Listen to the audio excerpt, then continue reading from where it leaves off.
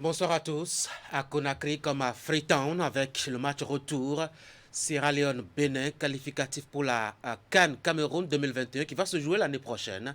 6 joueurs et 2 officiels des Lion Stars déclarés positifs au coronavirus. Quelques instants avant le match, les adversaires du jour ont fait comme le Bénin en mars dernier. Ils ont contesté la validité des tests et refusé de jouer. Les détails dans un instant. Déjà un jour de bouclé chez les candidats qui composent depuis ce matin l'examen du brevet d'études du premier cycle. Nous ferons un tour dans un centre de composition de Cotonou pour prendre l'avis des candidats à la fin de cette première journée d'évaluation nationale. Tout va pour le mieux pour l'instant, ont-ils confié pour la plupart à Teddy Goudalo. Un moment de réflexion, un week-end pour trouver les meilleurs moyens de rendre davantage plus performant le port autonome de Cotonou. Ce sont les membres de l'amicale pour la convivialité des agents de port qui ont pensé à ce rendez-vous de week-end. Ils se sont retrouvés hier pour réfléchir à ce propos sur les challenges pour les structures et les acteurs. On en parlera aussi. Et puis samedi prochain, ce sera la soirée à Souka consacrée à la célébration des papas. Nous aurons dans ce journal et vers la fin Dorcas Carmel Kodjia Togbenon, la présidente du comité d'organisation de l'événement pour des détails au sujet de l'édition 2021. La quatrième pour être un peu plus précis qui va se tenir donc, je le rappelle, samedi prochain. Voilà pour les titres. Encore une fois, bonsoir. Bienvenue aux nouvelles du soir sur Canal 3 Bénin. Vous direz certainement avec moi, bis repetita, le très attendu match, très en retard aussi, Sierra Leone, Bénin content pour les éliminatoires de la CAN Cameroun 2021 prévu pour l'année prochaine n'a pas pu être joué aujourd'hui ou encore attend d'être joué. La faute à cette maudite affaire de coronavirus qui en fait voir depuis mars de toutes les couleurs aux supporters et téléspectateurs des deux équipes après le scénario de Freetown où 5 cadres des écureuils du Bénin ont été déclarés positifs au coronavirus et qui a coincé la tenue du match. C'est maintenant à Conakry, autour des Sierra Leonais, de voir 6 de leurs joueurs et 2 officiels déclarés positifs. Et comme à Freetown, contestation des résultats puis refus de jouer. Les téléspectateurs auront à attendre encore longtemps parce qu'aux dernières nouvelles, on apprend que la CAF, la Confédération africaine de football, tient à faire jouer le match. Ce sera certainement autour de 20h, heure de Cotonou, si tout allait très bien, en tout cas selon ces dernières informations. L'examen du brevet d'études du premier cycle, session de juin 2021, a démarré ce matin même sur l'ensemble du territoire national. En attendant de revenir sur les cérémonies protocolaires de lancements officiels, parole aux candidats après une journée de composition. Direction donc les centres d'examen de Cotonou où Teddy Goudalo est allé sonder quelques candidats à la fin de la composition. Voici leurs différents avis au sujet des épreuves abordées ce matin dans ce reportage présenté par Ali Moumouni. Fin de la première journée pour le compte du brevet d'études du premier cycle dans ce centre de composition à Godomain, commune d'Abomey-Calavi. Le retentissement de la sirène vient rappeler aux candidats la fin de la dernière épreuve écrite de la journée qui semble abordable. On vient de finir la composition d'histoire-géographie. Bon, c'était abordable parce que j'avais vraiment appris ça. On n'y entendait pas à ce qu'ils nous ont donné. Vraiment, moi, ça m'a beaucoup énervé parce que j'ai appris la SA5, la SA4, mais Dieu va le faire quand même. Il est au contrôle de tout. Par la grâce de Dieu, on va tous réussir. Ce qu'on nous a donné, on a déjà vu les trucs du genre en salle, donc quand c'est sorti, ça a été facile pour moi. Ils ont demandé en SA4 et la CDAO, l'intégration économique, de donner les caractéristiques. On nous a demandé de parler de la conférence de Berlin. Le matin, on a eu à dérouler les épreuves de français, et communication, écriture, lecture. C'était très facile. En lecture, ils ont demandé qu'est-ce que le vol? Est-ce que le vol est bon ou bien mal? Quand même de donner des conseils à des jeunes de ne pas voler. Bon, je n'ai pas trouvé de difficultés parce que ce que j'avais appris, c'est ça qui est sorti. Je voulais bien travailler pour les examens parce que mes parents comptaient sur moi, alors j'ai décidé et je me suis très mis au sérieux. Et pour cet examen, je trouve que c'était très facile. Pour la suite, bon, j'ai plus d'inquiétude. Ma seule inquiétude était histoire-géographie. Maintenant, ça va. Les autres matières peuvent travailler. Ici au centre du collège Lenokwe à Cotonou, tout comme dans les autres centres sillonnés, les dispositions sont prises pour le bon déroulement de l'examen. Le matériel de lavage des mains est installé devant chaque salle de composition. Le centre accueille 740 candidats, garçons comme filles, et nous avons noté 6 accents. 6 au total, 5 filles et 1 garçon. Donc il y a 734 qui composent effectivement. Il y a eu quelques cas de signalisation de malaise, maux de ventre, vomissement, mais l'infirmier est là et les accueille. Et après quelques soins administrés, ils retournent en salle pour poursuivre la composition. On n'a pas eu de cas graves de maladie. Très tôt, les surveillants ont répondu à l'appel. On a procédé au remplacement des absents, suivant les conditions prévues. Et les candidats aussi ont répondu présent. On attendait 1010, mais 998 ont répondu présent, soit 12 absents. Donc les épreuves ont bien démarré à l'heure prévue et se poursuivent correctement. La nature aussi a été clémente, il n'y a pas eu de pluie et donc tout s'est bien passé. La première journée de composition des épreuves au BEPC 2021 s'est donc bien déroulée sans incident majeur. En attendant, l'examen se poursuit jusqu'au mercredi et les candidats seront soumis à d'autres épreuves. Voilà, vous aviez compris et vous avez pu le rectifier par vous-même. Ce n'est pas Ali Moumouni qui a prêté sa voix, ce reportage, c'est plutôt Asiango Kaïn. Asiango. Maintenant, on va ouvrir la longue page des cérémonies officielles de lancement.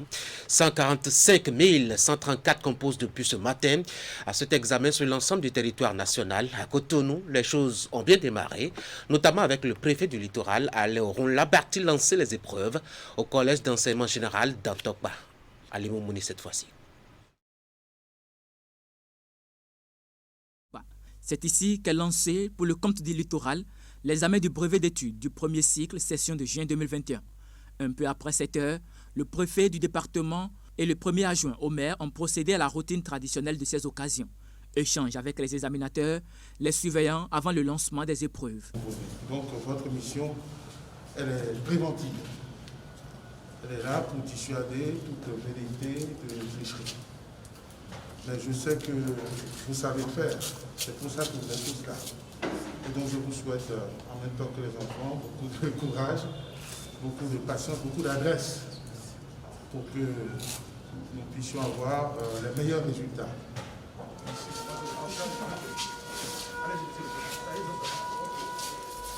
L'examen national du BEPC 2021 a démarré par l'épreuve de communication écrite. Ils sont au total 14 993 candidats inscrits dans le département du littoral et répartis dans 17 centres de composition, dont un dédié aux candidats à besoins spécifiques. Je suis satisfait des dispositifs qui sont mis en place pour le démarrage effectif des examens. Et secondo, nous sommes venus savoir si les enfants sont bien installés, si les mesures barrières sont respectées. Et secondo maintenant, puisque les nouvelles dispositions de la mairie de Cotonou, c'est les travaux dirigés qu'ils ont connus. Puis après, le jour-là, il faudrait quand même les doper et leur demander de travailler, de ne pas avoir peur et de savoir quand même que c'est l'évaluation, ce qu'ils ont fait durant 9 mois, c'est ça qu'ils doivent produire aujourd'hui. Donc il n'y a pas de problème, tout se passe très bien. Nous avons constaté que les épreuves ont démarré à bonne heure, que les choses ont été bien organisées et j'ai vu des enfants décontractés. C'est bien la preuve qu'ils ont été bien préparés. Nous avons eu une année paisible, sans perturbation et apparemment les enfants ont été soutenus. Monsieur le maire en a apporté témoignage, de sorte que nous sommes optimistes sur les bons résultats qui seront issus de ces épreuves. Pour la journée, les candidats composent 3 épreuves et la composition, quant à elle, dure 72 heures.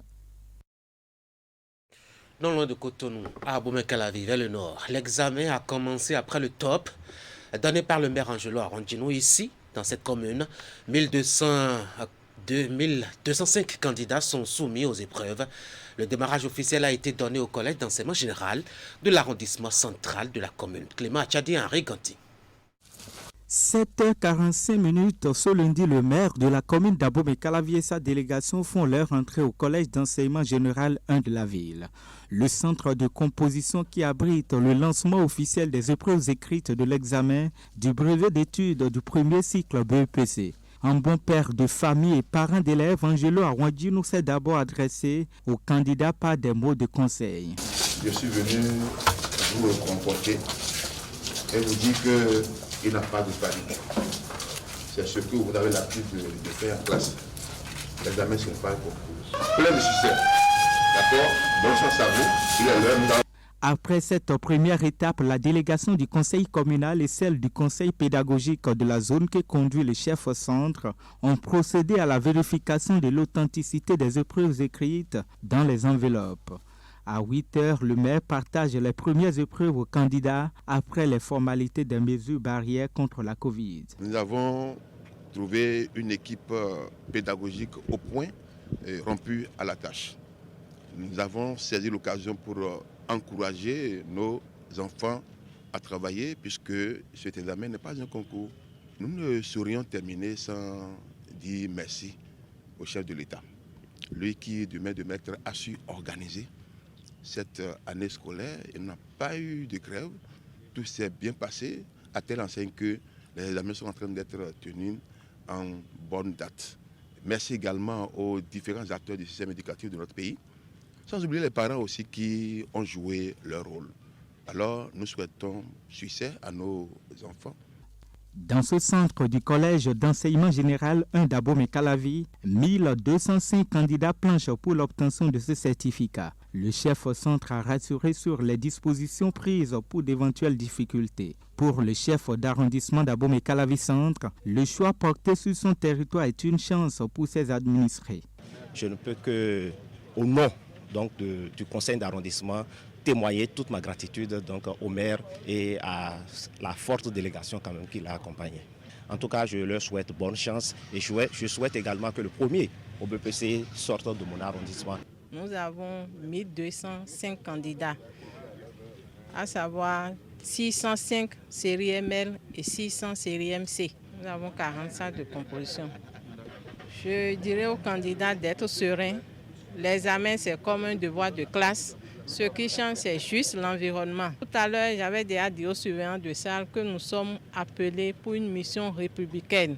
Et c'est parce que l'autorité sait que nous sommes à la hauteur de la tâche qui nous a désignés. Donc de bien suivre les différentes instructions dans les salles de classe pour que nous puissions finir en beauté le mercredi à 10h. C'est ainsi parti pour 3 jours de composition pour le compte de BEPC 2021. Pour rappel, ces mêmes épreuves écrites de l'examen se déroulent sur toute l'étendue du territoire national. Au titre du département du Mono, c'est le centre du collège d'enseignement général 1 de Commun qui a accueilli la délégation préfectorale pour les convenances cérémonielles. 6 767 candidats, dont 3 222 filles dans tout le département, se concentre justement depuis ce matin donc sur les épreuves qui défilent. Geoffroy Mensan. Le CEG1 de Comé et ses 780 candidats accueillent aux premières heures de cette matinée du lundi 14 juin une délégation d'officiels. Conduite par le préfet du département, la délégation est ici pour procéder au lancement officiel de l'examen du BEPC section normale de juin 2021 pour le compte du Mono. Les premiers pas ont été en direction des surveillants et responsables du centre. Ils sont juste venus vous dire merci pour l'effort et félicitations par anticipation. On ne va pas vous gêner, on sent que le secrétariat est encore très actif ce matin, donc on va vous laisser continuer. Un tour de quelques-unes des 26 salles de composition de l'établissement a permis au tout nouveau patron du département de galvaniser les candidats. Je pense que ceux qui sont ici sont déjà des expérimentés. Hein. Vous avez été au moins une fois à un examen, n'est-ce pas? Donc, c'est le même exercice que ce que nous avons l'habitude de faire, d'accord? En termes d'évaluation trimestrielle en classe. Tout ce qui change, c'est peut-être que vous n'êtes pas dans votre salle de classe habituelle. C'est vrai, non? Oui. Alors, nous sommes venus vous dire tous nos encouragements d'accord? Et vous dit qu'on a confiance en vous. Le top de la composition donnée, la première épreuve distribuée est celle de la communication écrite. Sur le territoire du Mono, 6 767 candidats planchent. Les filles sont au nombre de 3 222, soit 47,61%. On compte 3 malvoyants et un sourd-muet. Vous savez que l'année dernière, notre département a été premier au niveau national. Donc le défi, c'est de rééditer l'exploit. C'est la toute première fois que ça arrive. Et je ne voudrais pas que ce soit à mon avènement qu'on perde cette place. Hein? Et ça, c'est à vous de m'offrir ce cadeau. Vous savez ce que vous avez à faire? Il suffit de rester très concentré, d'accord? Même si vous connaissez les réponses, vous ne vous précipitez pas dans leur restitution, d'accord? Et de vous souvenir de ce qu'on vous a appris en classe. On ne vous demandera rien qui échappe au programme que vous avez suivi, d'accord? Et donc, je voudrais, ensemble avec tous ceux qui m'entourent ici, les autorités du département, vous dire tous nos encouragements et bonne chance pour la composition. Les compositions se déroulent suivant 2 séries, moderne court et moderne long. 227 salles sont apprêtées à cet effet dans 15 centres de composition dans le département. Des dispositifs de lavage des mains, des gels hydroalcooliques et des masques sont sur le terrain. Cette année, nous avons eu une année normale avec le concours du gouvernement. Nous avons eu une année apaisée. Les cours se sont déroulés correctement. Les évaluations ont eu lieu. Les différents contrôles ont été effectués avec l'appui de l'encadrement. Après l'étape du lancement officiel, le préfet et sa suite ont sillonné d'autres centres de composition pour s'imprégner de l'ambiance du début de l'examen. Mesdames et messieurs, aujourd'hui, c'est la journée mondiale du donneur de sang. Pour la 18e fois, le monde entier accordera son attention à ces personnes, volontaires et bénévoles, qui donnent une part de leur vie pour sauver des vies. Benjamin Hunkpati, le ministre de la Santé au Bénin, a d'ailleurs adressé de bons mots à l'endroit de ceux d'entre eux, béninois, qui posent le geste salvateur. Il a mis un point d'honneur à les rassurer au sujet des dispositifs pris pour la sécurité des poches de sang et leur utilisation dans la formation sanitaire au Bénin. Benjamin Hunkpati est au micro de Rafatou Iradatou et Rachidi Souberou. Le lundi 14 juin 2021, la communauté internationale célébrera la 18e journée mondiale du donneur de sang. Cet événement intervient pour faire prendre conscience du besoin réel en produits sanguins de qualité dans le monde et de la nécessité de sauver des vies en détresse grâce à la transfusion sanguine. La célébration de la journée mondiale du donneur de sang traduit également la reconnaissance solennelle du mérite de nos héroïnes et de nos héros qui s'engagent à sauver des vies à travers le don bénévole de sang. C'est également une occasion pour inviter toutes les Béninoises et tous les Béninois à rejoindre la grande famille des donneurs de sang bénévoles du Bénin dans un élan citoyen empreint de générosité et de solidarité. Nous devons tous œuvrer pour la disponibilité des produits sanguins et surtout leur accessibilité à tous. Si le don de sang est un devoir citoyen, sa disponibilité en temps réel reste un défi collectif. Ainsi, je saisis cette occasion pour exprimer à tous les donneurs bénévoles de sang du Bénin, au nom du président Patrice Talon, la reconnaissance de toute la nation béninoise. Je profite aussi pour exprimer la gratitude de tous ceux et celles dont la vie a été sauvée grâce au sang donné. Je rends également un sincère hommage à chacun de vous, chers donneurs de sang bénévoles, pour avoir donné la joie à tous ces patients ramenés à la vie et à leurs familles à travers ce geste salvateur. Grâce à vos efforts, nous parvenons à disposer du sang de qualité et en quantité pour sauver nos enfants, nos sœurs, nos mères, nos épouses et nos parents. Béninoises et Béninois, chère population, la demande en produits sanguins labiles dans nos hôpitaux est toujours fréquente chez les femmes à cause des complications liées à la grossesse et à l'accouchement. Elle est encore plus prononcée chez les enfants de 0 à 5 ans à cause du paludisme et chez les accidentés de la route. Il nous sera difficile de satisfaire toute cette demande s'il n'existait pas des donneurs de sang en nombre suffisant. C'est pourquoi, à travers le thème de cette année qui s'intitule « Donnez votre sang pour faire battre le cœur du monde », j'invite toutes les Béninoises et tous les Béninois, surtout les jeunes, à semer cette graine d'altruisme et de partage partout et régulièrement. Devenez des donneurs bénévoles de sang. Commencez jeune, c'est mieux.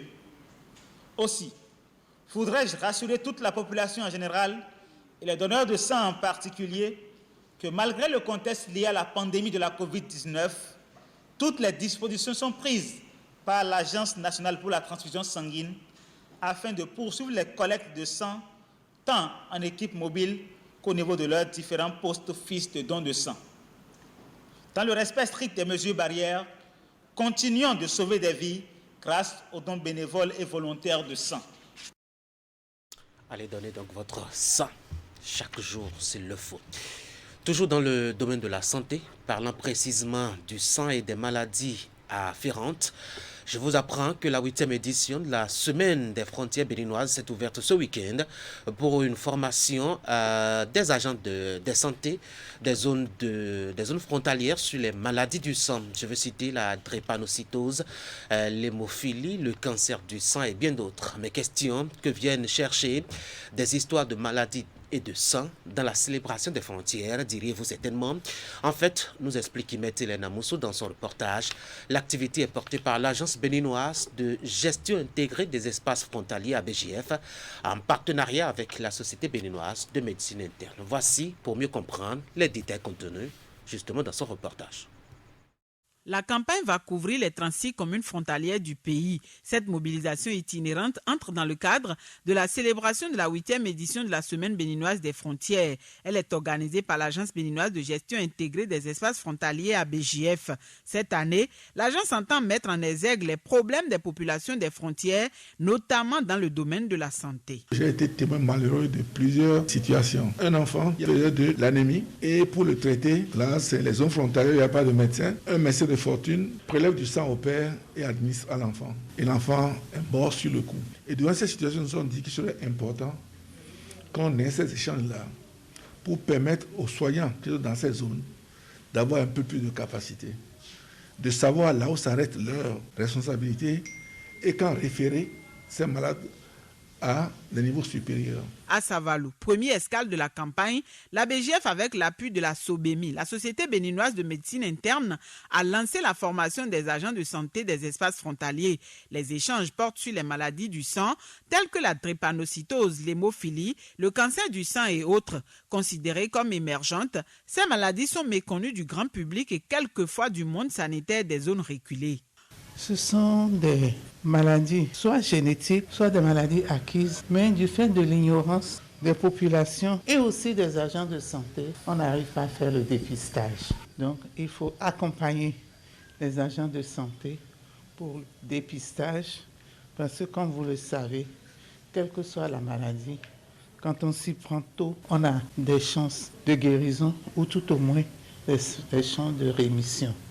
Et nous espérons que à l'issue de cette journée et de la série d'activités qui est initiée, la prise en charge des malades de façon globale se portera mieux. Les séances d'information et d'échange initiées vont permettre d'en apprendre davantage aux agents de santé sur les symptômes, les évolutions possibles et le processus de prise en charge. La session de formation prévoit également des travaux pratiques qui vont se dérouler au laboratoire. Ces assises seront suivies d'une étape de dépistage massif sur le terrain afin d'identifier d'éventuels patients souffrant de ces maladies. Très prochainement, l'équipe de médecins va revenir et aller dans chaque centre de santé, faire des prélèvements, analyser pour montrer de façon pratique à ces gens comment reconnaître ces maladies. Mieux, c'est que toutes les fois que ces gens vont tomber sur des cas d'espèces, ils auront des numéros de téléphone à qui s'adresser. et la prise en charge se fera avec l'appui de la BGF. Tant que l'enfant ou bien le mâle sort d'une zone frontalière, nous allons nous battre pour avoir un accompagnement pour eux. À l'issue de la campagne, les personnes dépistées positives à l'une des maladies seront référées au centre de prise en charge du nourrisson et de la femme enceinte atteinte de drépanocytose situé au CNHU et aussi à la clinique universitaire des maladies du sang où ils seront traités par des spécialistes. Des cadres du port autonome de Cotonou qui mettent à profit un week-end de repos pour plutôt réfléchir au devenir de la plateforme portuaire et présenter leurs propositions et contributions en tant qu'acteurs aux structures en vue de l'amélioration de la performance du port. C'est sur une initiative de l'amicale pour la convivialité des agents du port qui vise à rehausser l'implication des acteurs et du personnel en vue de la compétitivité de cette grosse structure. Voici le point de leurs échanges au début de la rencontre.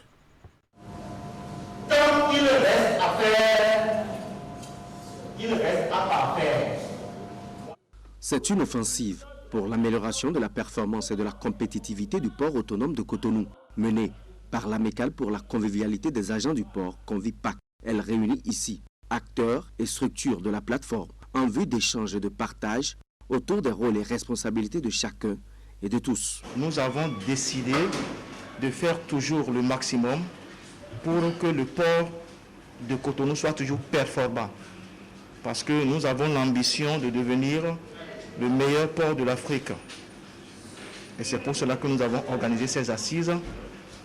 Eh bien, à terme, nous souhaitons que tous les agents du port autonome de Cotonou accompagnent la direction générale dans les efforts qu'elle fournit tous les jours pour que notre port soit le meilleur des ports de l'Afrique. La direction générale qui, justement, en ces assises, place de grandes attentes au regard de la dynamique en cours actuellement au niveau du port autonome de Cotonou et dont le déploiement repose pour une bonne part sur l'implication très active du personnel et des acteurs. On a hâte de voir les résultats et les recommandations faites par vous. Et c'est sûr et certain que nous allons prendre en compte vos remarques et vos suggestions parce que, comme je viens de dire, on a besoin de vous tous pour que le port autonome de Cotonou et le port de Cotonou soient un port moderne et concurrentiel et attractif dans cette région. C'est donc conscient des enjeux que l'amicale a initié cet atelier, lequel cadre parfaitement par ailleurs avec son objet, à savoir contribuer au rayonnement du port autonome de Cotonou par ses activités. Retour à Boumé-Calavi pour vous proposer ces belles images de la cérémonie de remise d'attestation de fin de formation à des jeunes ayant participé à l'initiation aux techniques de production avicole. Une initiative portée par le Conseil communal et l'organisation non gouvernementale Initiative Action et Développement. Le maire Angelo Arondino, qui a pris tout cela sous sa coupole, a présidé la cérémonie officielle qui a consacré par ailleurs la dotation en matériel et équipement des futurs jeunes entrepreneurs. Merci Salossé et Déroupé. Après des mois de formation à l'élevage des poulets locaux, ils reçoivent ici avec sourire aux lèvres leur parchemin. Ces hommes et femmes qui ont emprunté le chemin de l'auto-emploi bénéficient ainsi du projet élevage des poulets locaux, fruit du partenariat entre l'organisation non gouvernementale Initiative Action et Développement et la mairie d'Abomey-Calavi. Mon conseil communal et moi-même avons opté pour l'autonomisation des jeunes et des femmes dont nous avons la lourde responsabilité. Et c'est ce que notre président a voulu et a compris. Il a mis un accent particulier sur le social. Dans son discours d'investiture, il a dit que le social représente désormais un pilier fort et capital pour tout ce qu'il aura à faire durant ces 5 années. Et c'est ça, c'est sur cette ligne que nous sommes avec vous. Des efforts conjugués donc autour d'une coopération décentralisée pour assurer à près de 200 personnes vivant dans la commune d'Abomey-Calavi leur insertion socio-professionnelle. Nous avons vu que c'est un projet porteur du bien-être social parce qu'il met l'accent sur l'autonomisation des jeunes et des femmes.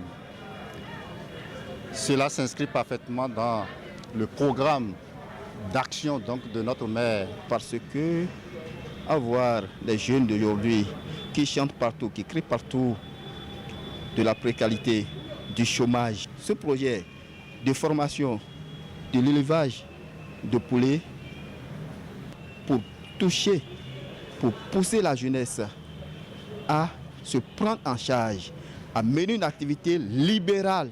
En somme, promouvoir l'économie locale et des mois durant, les bénéficiaires de ce projet ont été à l'école des nouvelles techniques d'élevage des poulets locaux.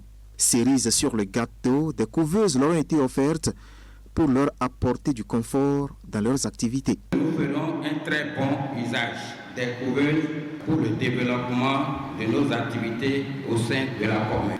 Et à travers ce que vous venez de recevoir comme formation et la couveuse que vous venez de recevoir, vous allez les utiliser et en tirer énormément profit. Angelo Evariste Awandino et son équipe franchissent ainsi un pas dans leur combat pour l'autonomisation des jeunes et des femmes sur leur territoire de commandement. Les bénéficiaires de ce geste, eux, partent aguerris pour la conquête d'un marché d'auto-emploi de plus en plus concurrentiel au Bénin.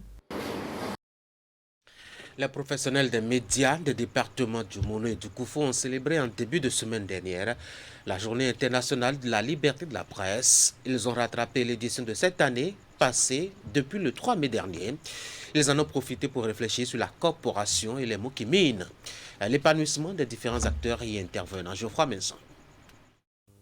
Les professionnels des médias officiant dans les départements du Mono et du Koufou se sont réunis pour célébrer en différé la Journée internationale de la liberté de la presse, édition 2021. Pour ces quelques instants de bonheur, l'atmosphère feutrée et calme des rives du lac Aémé à Poso-Tomé, au sud-ouest du Bénin, a été choisie. Le comité a voulu que chaque année qu'on change de cadre. Je rappelle que l'année dernière nous étions dans le Koufou. Dans cette année, il va de soi qu'on vienne dans le Mono. Pour changer un peu le cadre, les gens ont choisi le cadre de cet hôtel-là, qui est un cadre vraiment attrayant, un cadre verdoyant, suffisamment reboisé, qui nous permet de réfléchir. Les manifestations ont été étalées sur 2 jours. L'ambiance a été une fois de plus conviviale et riche en moments de partage, de communion et de divertissement. On a voulu différer cela compte tenu de certains contextes que nous avons traversés et on a dit qu'il ne faudrait pas qu'on aille jusqu'en juillet avant de le faire. C'est pourquoi on a préféré se retrouver en famille professionnelle à Poso-Tomé. Nos collègues qui ne sont pas venus, je crois que c'est une belle occasion qu'ils ont ratée. Bienvenu Sow est un magistrat. Il est juge des mineurs au tribunal de première instance de 2e classe de Lokossa. Il est également juge à la Criette, la cour de répression des infractions économiques et du terrorisme. La fête, déjà qu'elle a commencé, elle sera, par la grâce de Dieu, une belle fête pour vous. Parce que lorsqu'on parle de journée de la presse, c'est une occasion pertinente pour s'auto-évaluer. En tant qu'acteur de la presse, c'est une occasion également pour évaluer la réception de vos émissions ou de vos productions par votre lectorat ou par votre auditorat. Et ça permet de se réorienter sur de nouveaux chantiers intellectuels. La communication présentée dans la matinée de la première journée par le magistrat Bienvenu Sow a été une belle occasion pour ces professionnels des médias d'avoir une idée des pièges qui les guettent dans l'exercice de leur profession, notamment avec le code du numérique. Nous avons rappelé aux participants qu'en tant que journaliste, toute information que l'on doit publier doit être vérifiée, doit être avec une source policée, et doit également être faite avec professionnalisme. La collecte des données, leur traitement et leur diffusion obéissent à des principes que leur déontologie recommande déjà, ainsi que leur code d'éthique. Le code numérique n'est pas le seul code qui encadre le métier de journaliste. Donc en tant que journaliste, ils doivent s'inspirer de ces textes au quotidien et surtout se remémorer les 10 devoirs que nous leur avons fait comprendre pour réussir leur métier de journaliste. Des jeux ludiques, une soirée dansante ainsi qu'une messe d'action de grâce ont aussi meublé les 48 heures de cette sortie récréative.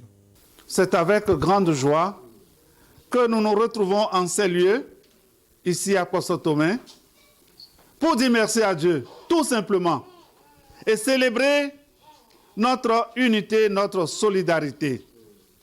C'est un grand moment pour nous. Les festivités ont été clôturées par un débat entre confrères. Les discussions ont débouché sur la mise sur pied d'un comité ad hoc qui a pour mission de mettre en place, dans un bref délai, une caisse mutuelle de solidarité des professionnels des médias du Monokufo. Un dernier élément, le temps de boucler, c'est 19h30. Samedi prochain, les pères seront à l'honneur à Cotonou. Ce sera à l'occasion de la 4e édition de la soirée dite Asuka, consacrée à la célébration des papas. Pour vous qui êtes habitués à ce rendez-vous, sachez que la fête sera davantage plus belle, avec pour cette année quelques singularités dont nous parle Dorcas Kamel Koudia. Elle est la présidente du comité d'organisation de l'événement. Suivez-la. Asuka, c'est un événement qui vise à promouvoir les pères et à les célébrer parce que le travail que les hommes responsables ils abattent, c'est un travail énorme, maousse et formidable. Et donc, chaque fois, nous célébrons les femmes, le 8 mars, la fête des mères en mai. Ah, mais franchement, les papas, il faut pouvoir reconnaître leurs valeurs et les célébrer parce que beaucoup de choses pèsent sur eux. Ils courent dans tous les sens, ils n'ont pas le temps de penser à eux. Et même dans le couple, en tant que mari et femme, on n'a pas le temps de se poser et de se regarder droit dans les yeux, d'aller dans le bon vieux temps et de se redire des je t'aime, tu es mon essentiel, ma lune, mon soleil et tout ça. Eh bien, Asuka, c'est l'occasion pour les hommes et les femmes de célébrer leur amour et l'occasion pour les femmes de célébrer leurs chers et tendres époux.